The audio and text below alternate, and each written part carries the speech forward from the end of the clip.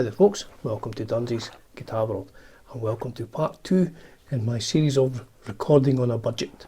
The backstory is my friend Andy and I went into a rehearsal. Andy the drummer, and I went into a rehearsal room for our usual jam every few months, and as per the norm we played some James Gang and Tommy Bolin songs. We're huge fans of Tommy Bolin and the James Gang, and I decided just to record it for posterity. And only had 2 mics, I had a bass drum mic and a Shure SM57. So I just recorded the drums on those 2 mics, and I used a thing called the worst technique, W-U-R-S-T, not W-O-R-S-T. There's a significant difference there. And it sounded quite good, it sounded fine, but I thought I need to get Alistair, my friend, the producer in Canada, and his most able assistant, Alba, onto this. I need to get them to mix this better, and I can't believe how it's turned out. It's turned out absolutely fantastic. So today the good news is I won't be doing much talking. Alistair is going to explain the whole thing to you, how he managed to get 2 tracks of drums sounding so good. At this point in time I think we spent £36 because we hired a rehearsal room for 3 hours, Andy and I, £12 an hour, £36 in US dollars. I have no idea what that is, but it sounded good.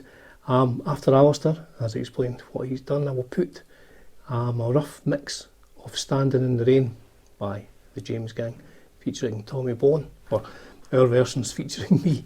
I will put a version of that at the end of the video, just the audio at this point in time, still a rough mix. My friend Ross is playing bass. He's played the bass at his house. I think he used a Sans amp just to record the bass, no amps used as such. I recorded the guitars here on my Joyo preamp house and my Moore GE150, two pieces of equipment which are very reasonably priced. I would recommend either, or indeed both.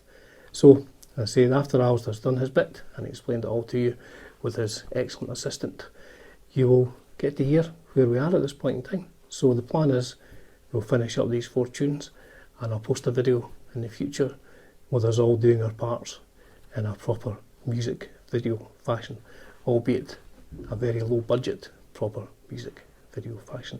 Thank you for tuning in again folks, I do appreciate it, and I hope you enjoy Alistair's explanation. Cheers for now. Hi there everyone, it's Alistair McFarlane. I'm talking to you from High Bar Studios West here in Clarkson, Ontario, Canada, and I'm going to give you a bit of insight into what I did to the drums that Dunsy and his buddy Andy recorded in a rehearsal studio using a 2 mic technique with no effects whatsoever. So I put them into Logic Pro, used some plugins and tried to make it sound as good as I possibly could, and I think I managed to achieve that. So I'll give you a brief insight into the plugins, show you what I used, and I'll also just play the clips with and without the plugins so you get to hear exactly what happened. Okay, let's go. Anyway, as Dunsy mentioned, referenced in the first video, my assistant's here. She finally showed up after 4 hours sleeping. She doesn't do much, but she's good at eating snacks, that's for sure. So let's see, where's my assistant? Alba, come here. Come here. What's this? What's this? Sorry about that. She's a bit finicky when it comes to that kind of stuff. Anyway, here's Alba, my assistant.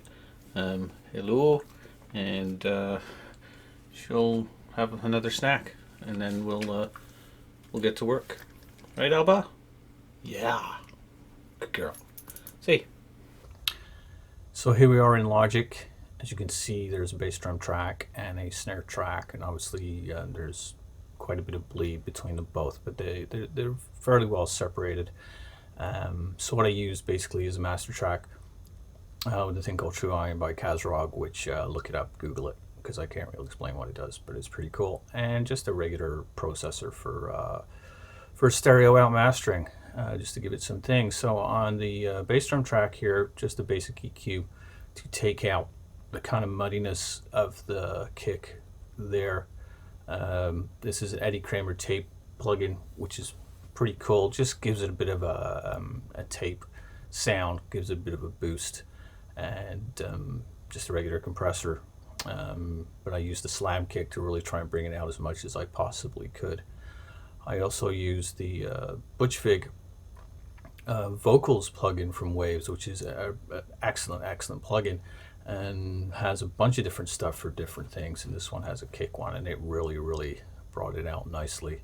And the obligatory low pass filter. Again, basically what it does is allows lower frequencies to come through and cuts out some of the higher ones, so we could get rid of some of the snare and hi-hat sounds on the kick drum.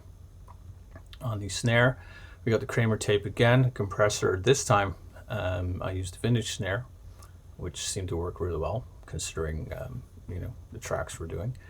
Channel EQ on this one, I used the rock snare drum, so I really fattened it up a bit. It had enough high end, so I really didn't have to bring that out too much. Again, the Butch Vig snare on this one. Again, I think it's a must-have plugin for anybody using DAWs at home. It's a fantastic plugin. And what I used here was these other excellent plugins from Valhalla.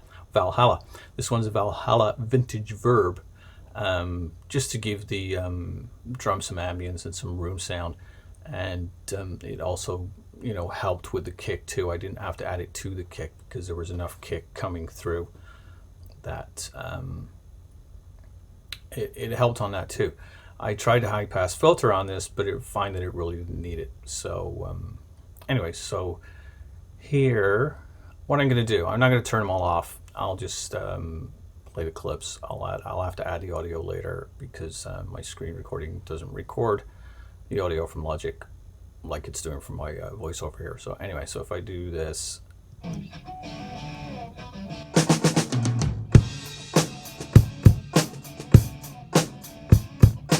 so this is without plugins first.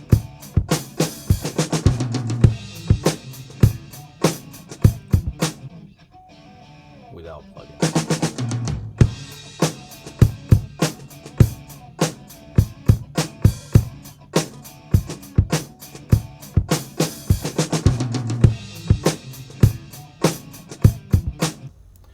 And now what I'm going to do is I'm going to lay here with the plugins a couple of times, and you should be able to hear the difference.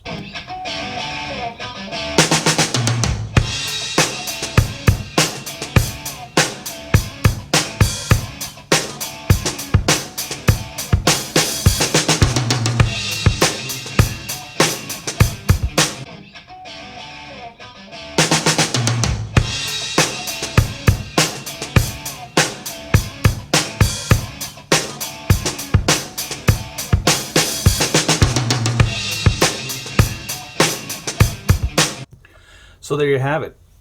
It was fairly straightforward. I was a little skeptical at first on what exactly I was going to do to this, but I think it turned out great.